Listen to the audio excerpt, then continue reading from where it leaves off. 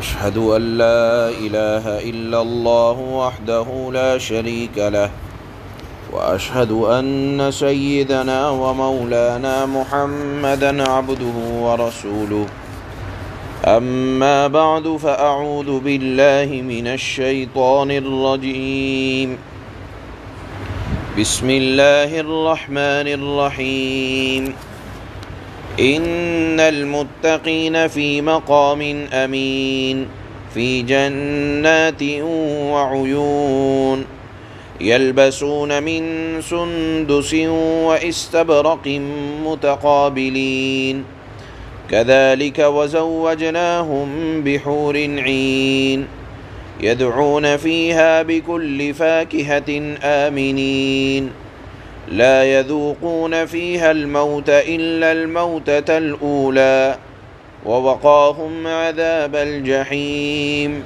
فضلا من ربك ذلك هو الفوز العظيم فإنما يسرناه بلسانك لعلهم يتذكرون فارتقب إنهم مرتقبون صدق اللہ مولانا العلی العظیم۔ ان آیات میں اللہ پاک نے ان لوگوں کے مقام کو واضح فرمایا ہے جو اپنی زندگی کو شریعت کے مطابق نافرمانی سے بچ کر متقیوں والی زندگی گزارتے ہیں۔ اللہ نے فرمایا ان المتقین فی مقام امین، بے شک رب سے ڈرنے والے امن کی جگہ میں ہوں گے۔ علماء نے لکھا ہے کہ امن کی جگہ میں ہونا یہ خود اللہ کا ایک انعام ہے۔ جہاں روزمرہ لڑائی جھگڑے رہتے ہیں اور جو گھر امن سے خالی رہتے ہیں وہاں آدمی کا دل نہیں لگتا۔ جنت کی ایک صفت اللہ نے یہ بیان فرمائی ہے کہ وہاں امن ہوگا، انتہائی سکون کا عالم ہوگا، کسی طرح کا رنج و غم پاس نہ ہوگا، دکھ درد وہاں پیش نہ آئے گا، نہ کسی آفت اور مصیبت کہ اچانک سے بیٹھے بیٹھے بیماری آ جائے، اچانک سے بیٹھے بیٹھے اور کوئی آدمی انتقامی کارروائی کر دے۔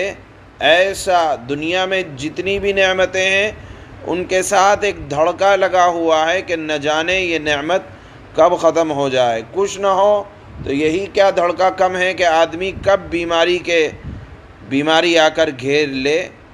اللہ نے فرمایا کہ جنت میں اس طرح کا کوئی غم نہ ہوگا، اور فی جنات وعیون، رہنے کی جگہ بھی بڑی عمدہ کہ ایسے باغ کہ ان باغوں کے درمیان سے نہریں بہہ رہی ہوں گی، رہنے کی جگہ اچھی، پہننے کے لیے لباس اچھا کہ ریشمی لباس جس کی صفت اللہ نے یہ بیان فرمائی یلبسون من سندس و استبرق متقابلین، کہ لباس بھی بڑا عمدہ پہنے ہوئے ہوں گے، ریشمی لباس ہوگا۔ سندس کہا جاتا ہے ایسا لباس ریشمین جو باریک ہو، اور استبرق کہا جاتا ہے ایسا لباس ریشم کا جو ذرا موٹا ہو۔ متقابلین، اہل جنت وہاں ایک آمنے سامنے بیٹھے ہوں گے۔ دیکھیے اگر آپ کو نعمت تنہا مل جائے اور آپ کے دوست احباب نہ ہوں ساتھ میں تو ذرا لطف میں کمی آ جاتی ہے۔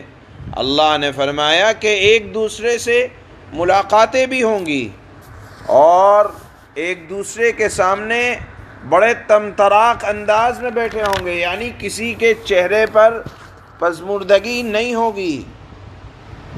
اور پھر اللہ نے فرمایا کہ ان کی شادیاں کر دی جائیں گی حور عین، ایسی عورتوں سے جو بڑی بڑی آنکھوں والی ہوں گی۔ یہاں اللہ نے سورہ صافات کے اندر بھی حور کا ذکر فرمایا اور وہاں بھی مختلف صفات بیان فرمائی کہ عورت کی حیا اس بات میں ہے کہ اس کی نگاہ بڑی پاکیزہ ہو۔ اللہ نے فرمایا کہ حوروں کی نگاہ نیچی رکھنے والی وہ عورتیں ہوں گی کہ ان کی نگاہیں نیچی رہتی ہوں گی، یعنی شرم و حیا سے، بڑی بڑی آنکھوں والی ہوں گی، صاف و شفاف رنگ والی ہوں گی، جنت میں کسی نے بھی ان کو چھوا تک نہیں ہوگا۔ یہ اللہ نے حوروں کی صفات قرآن کریم میں مختلف انداز میں بیان فرمائی۔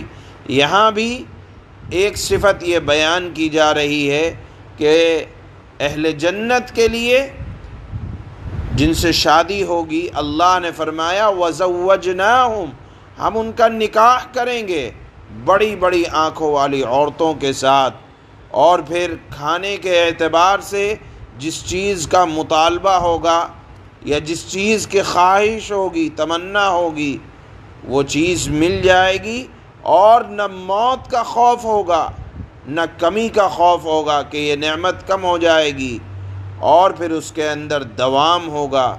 اللہ نے جو یہاں اہل جنت کو جو صفات بیان کی ہے، اس میں یہ پہلی صفت یہ بیان فرمائی کہ عمدہ مکان، اچھا لباس، بہترین شریک حیات زندگی گزارنے کے لیے، اور دنیا کی بیوی ان شریک حیات کی سردار ہوگی، کھانے کی چیزیں بڑی عمدہ، اور اس کے بعد ان نعمتوں کے اندر دوام، ہمیشگی، اور پھر ہر طرح کے رنج، غم، دکھ، تکلیف، پریشانی سے نجات۔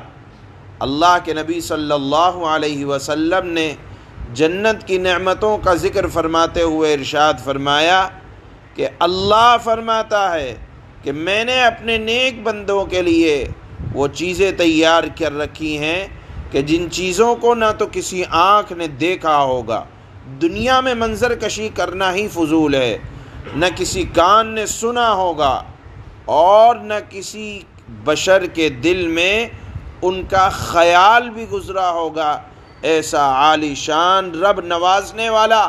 اور اس کے بعد اللہ فرمائیں گے جب جنتی جنت میں پہنچ جانے کے بعد انتہائی سکون و آرام کے عالم میں ہوں گے، اللہ فرمائے گا کہ اے بندو، کیا میں نے جو وعدہ کیا تھا تم نے پا لیا؟ کیا کوئی اور نعمت ابھی باقی ہے؟ جنتی فرمائیں گے کہ اے اللہ، جو کچھ آپ نے وعدہ کیا، جہنم سے بچایا، جنت عطا فرمائی، اب اور کیا باقی رہ گیا؟ سب کچھ تو مل گیا۔ اللہ فرمائیں گے اور مشورہ کر لو۔ اس وقت بھی روایات میں آتا ہے کہ لوگ علماء سے مشورہ کریں گے، تو علماء کہیں گے کہ ہاں، ایک بڑی نعمت اور سب سے بڑی نعمت وہ ہے دیدار الہی۔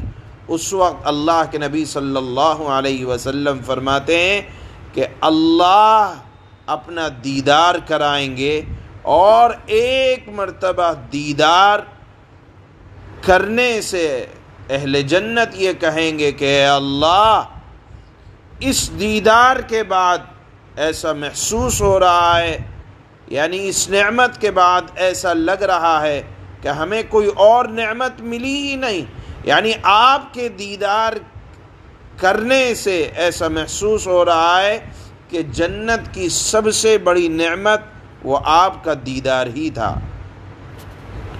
پھر اس کے بعد اللہ نے آج کی آیت میں فرمایا، قرآن نے فرمایا ذَلِكَ فَوْزُ الْعَظِيمُ، یہی بڑی کامیابی ہے، یعنی جہنم سے بچ گئے، جنت میں پہنچ گئے۔ جہنم جو اللہ کے غصے کی جگہ ہے، یہ بچنا یہ بڑی کامیابی ہے۔ دیکھیے اللہ نے اس کو کامیابی قرار دیا ہے کہ جہنم سے بچ گئے اور جنت میں چلے گئے، یہ بڑی کامیابی ہے۔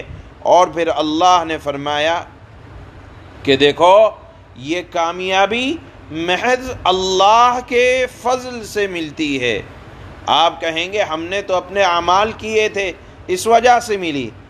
صاحب بات یہ ہے کہ اگر آپ کو نیکی کی بھی توفیق ہو رہی ہے تو آپ کی اپنی مرضی سے نہیں ہو رہی، اللہ کے فضل سے ہو رہی ہے۔ اور دوسری بات، ہر نیکی اللہ قابل قبول ہو جائے اللہ کے دربار میں، ایسا بھی ضروری نہیں ہے۔ ہماری عبادتیں نہ جانے کتنی طرح سے آدھی اور ادھوری رہتی ہیں، دل کہیں، دماغ کہیں، زبان کہیں، خیالات کہیں، اور اس کے باوجود اگر اللہ ان عبادتوں کو قبول کر لے تو یہ اللہ کا فضل نہیں تو اور کیا ہے۔ معلوم یہ ہوا کہ انسان اپنی عبادت سے زیادہ اللہ کے فضل پر بھروسہ کرے کہ اللہ اگر ہمیں نیکی کی توفیق مل بھی رہی ہے تو یہ آپ کے فضل اور آپ کے کرم کی وجہ سے مل رہی ہے۔ اس مضمون کو اللہ نے فرمایا ہے فضلا من ربک، یعنی جنت میں چلے جانا یہ تمہارے رب کے فضل سے ہوگا۔ ذالک هو الفوز العظیم، یہی فوز عظیم یعنی عظیم کامیابی ہے۔ اور اس مضمون کو اللہ نے بڑے آسان انداز میں بیان فرمایا ہے، ایسا بھی نہیں کہ اس کے سمجھنے کے لیے بڑی کوئی دقتیں پیش آئیں، اتنا آسان بیان کیا ہے اللہ نے اس سارے مضامین کو کہ جہنم کا ذکر، جنت کا ذکر اس وجہ سے اتنے آسان اور آسان الفاظ کے ساتھ، آسان مضامین کے ساتھ بیان کیا تاکہ لوگ نصیحت قبول کریں اور اپنی زندگی کے مقصد کو دیکھیں کہ ہمارا مقصد یہ ہے کہ رب راضی ہو جائے، رب راضی تو جگ راضی، سارا جہاں راضی ہو جائے گا۔